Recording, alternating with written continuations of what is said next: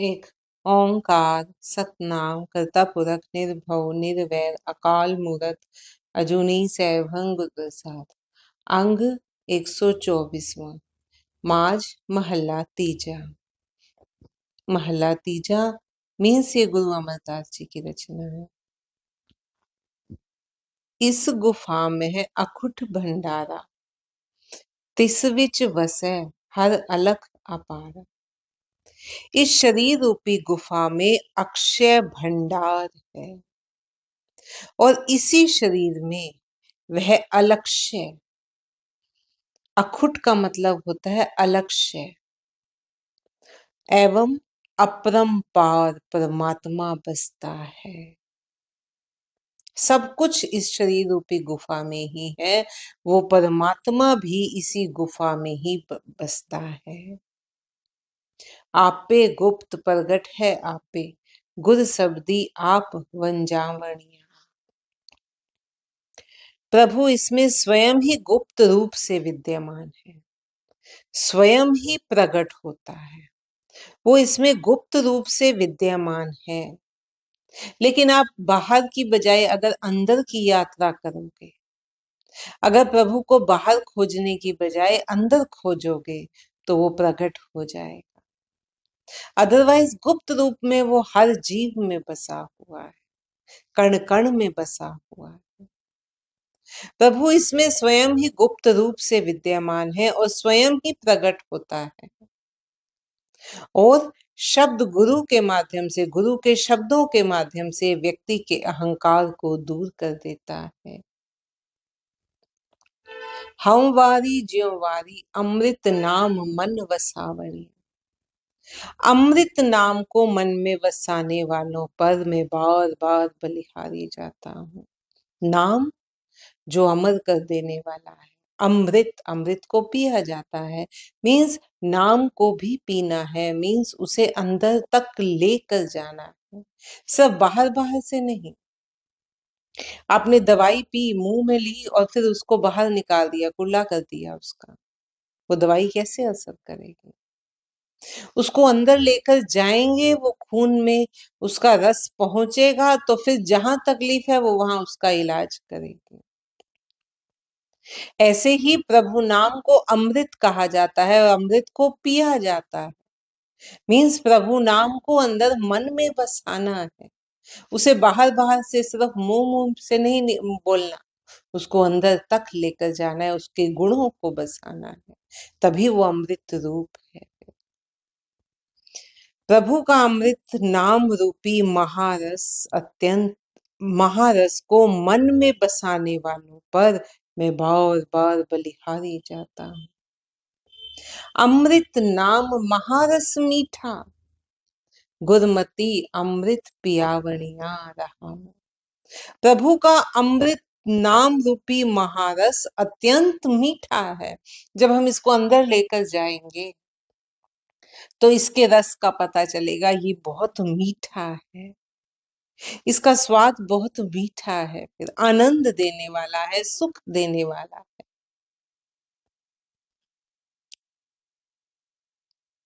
दोबारा पढ़ते हैं। अमृत नाम महारस मीठा, गुरमती अमृत पियावनी। और गुरमती ही, गुरु मत ही, गुरु की उपदेश, गुरु की मत अमृत को पिलाने वाला है।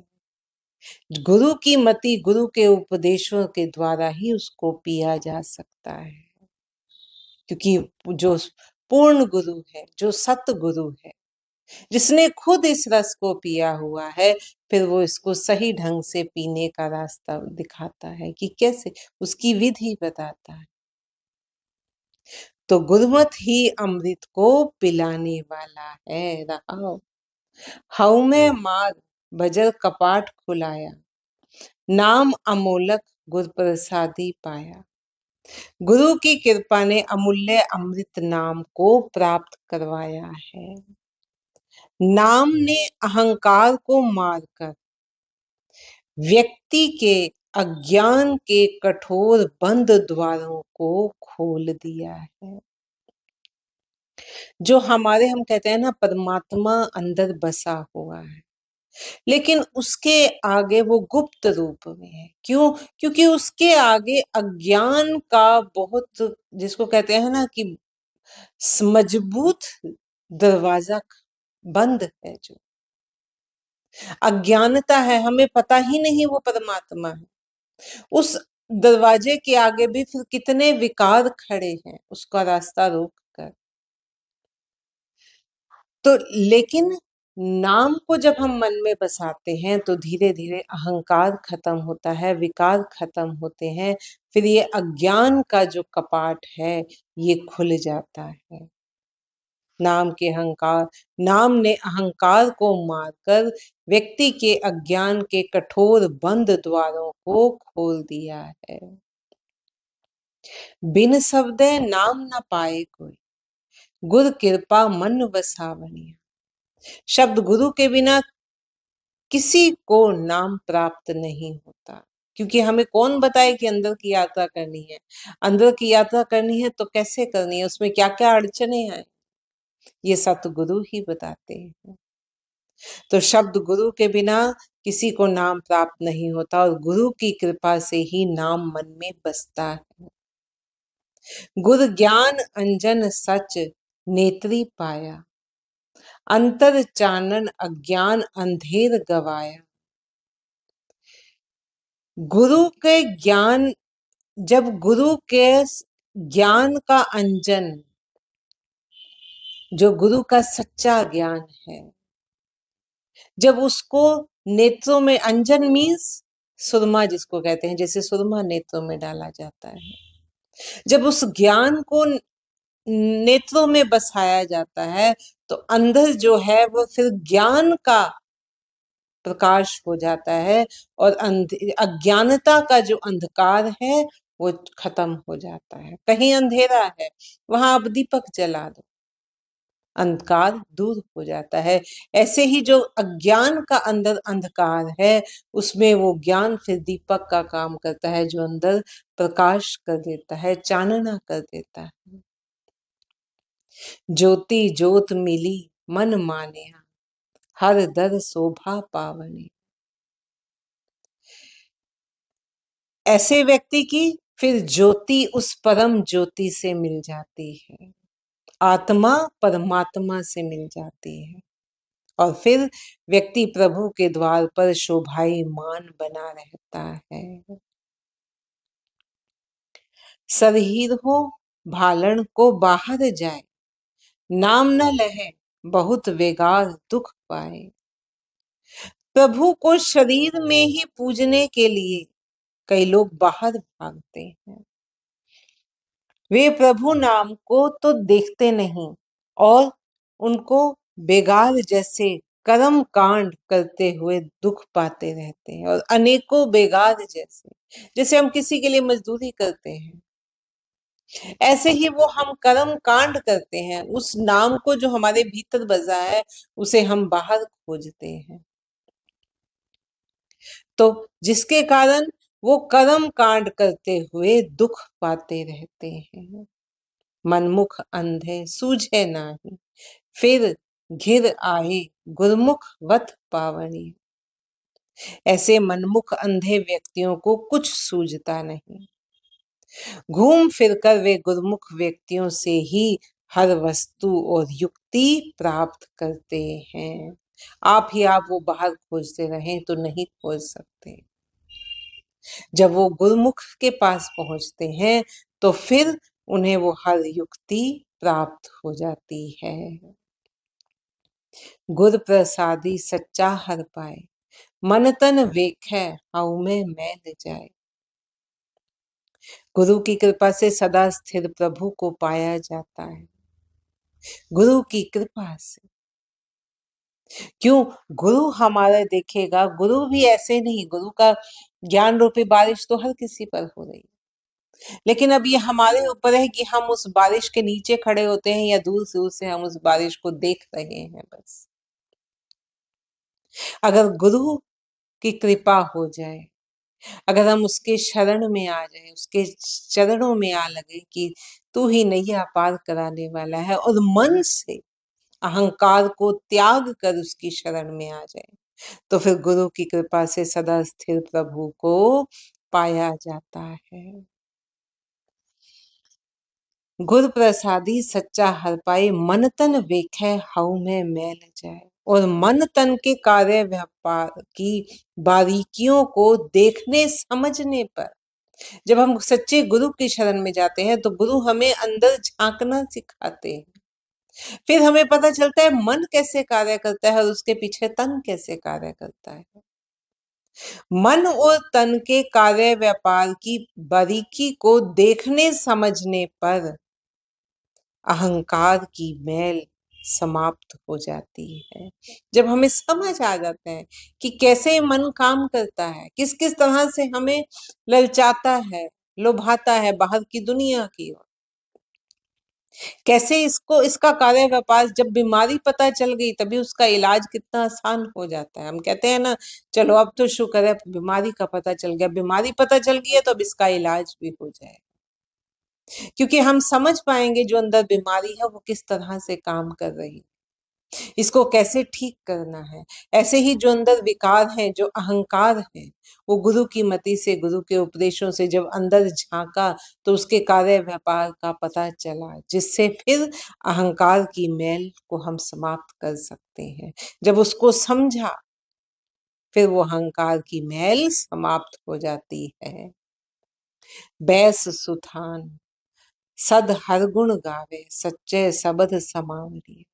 अब व्यक्ति उत्तम स्थान पर अर्थात सत्संगत में बैठकर सदा हरि का गुणगान करता है और सत्य शब्द में लीन बना रहता है। नवदर ठाके धावत रहा, दसवें निज घर वासा पाए।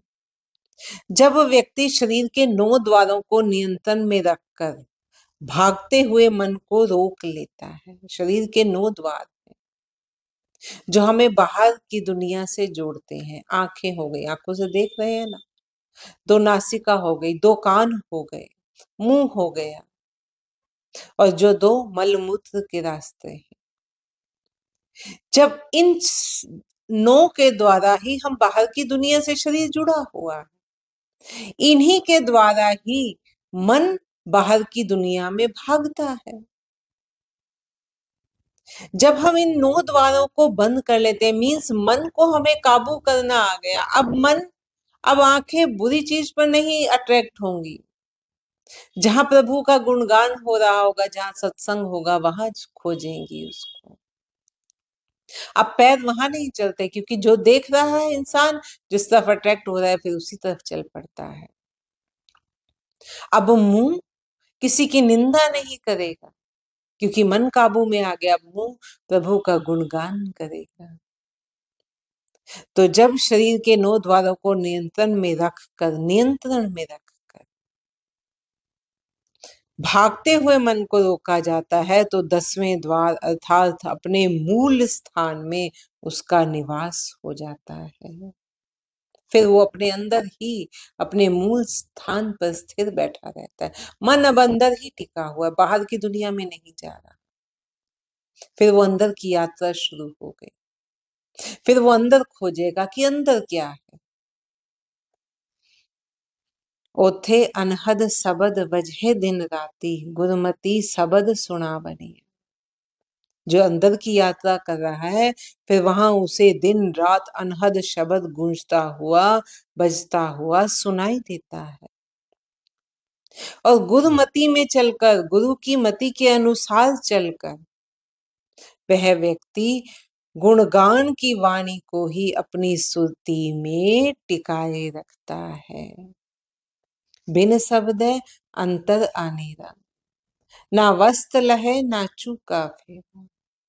शब्द के बिना, गुरु के शब्दों के बिना, प्रभु नाम के बिना अंतर मन में अंधकार ही बना रहता है, अज्ञानता का अंधकार बना रहता है। और अंतर मन में प्रभु नाम रूपी वस्तु दिखाई नहीं देती। क्यों? क्योंकि उसके आगे तो अहंकार का बहुत बड़ा, बहुत मजबूत दरवाजा खड़ा है, और अज्ञानता का दरवाजा खड़ा है, बंद है। जो उसे अंदर प्रभु नाम रूपी वस्तु दिखाई नहीं देती, और जिस कारण से अंदर की यात्रा नहीं की, वो बार बार उसी बाहर की दुनिया के मोह के कारण, अपने अहंकार के कारण बार बार जन्म लेता है, बार बार मृत्यु को प्राप्त होता है, इसी आवागमन में ही लगा रहता है, उसका ये आवागमन समाप्त नहीं होता।